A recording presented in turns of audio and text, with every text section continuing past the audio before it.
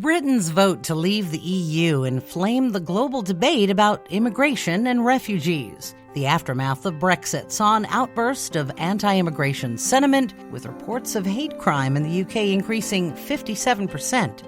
This fear and often hatred of immigrants is not unique to the UK. In Australia, violence has broken out between anti-immigration and anti-racism protesters. And in the US, Austria, and a number of other countries, anti-immigration rhetoric has propelled a number of political leaders and parties.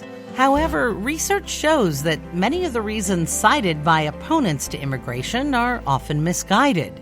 Leading UK researcher Bobby Duffy discovered that when it comes to immigration, we often get our facts wrong. His studies show that immigration numbers are half of what people believe they actually are, and that our public perception of immigrants as mainly refugees and asylum seekers is incorrect. It's actually a small percentage of immigrants. Yet another misunderstanding is what immigrants bring to an economy. Anti-immigration supporters often cite job competition, but it's not the full picture. At some level, immigrants will increase job competition in the economy, but in other parts of the economy, they will be creating jobs. The reality, from an economic perspective, is that immigration probably is a net benefit to the economy. And fears that immigrants bring more crime? Well, it turns out that's untrue too.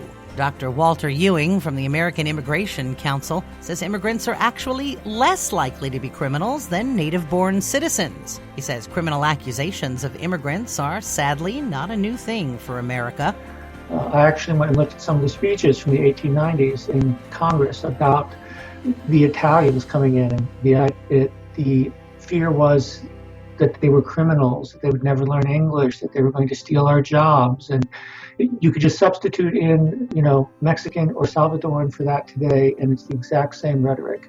But changing people's views of immigration is not just about clearing up the facts. Researchers warn it's a much more emotional and local response to that. It's much easier to demonize someone you've never talked to, or about whose life you don't know. And so I think it's just as important to spread the human side of the immigrant experience as well as, the facts and figures. Hope may also lie with a younger generation. Mr. Duffy says that on average, millennials have about half of the concern regarding immigration, and from the data, that we have a cohort coming through that will be, on balance, less worried about the threats of diversity than the current balance of the population. The irony of immigration debates in countries like the U.S. hasn't escaped a younger generation either. This is Cheryl Simone reporting for Peace News.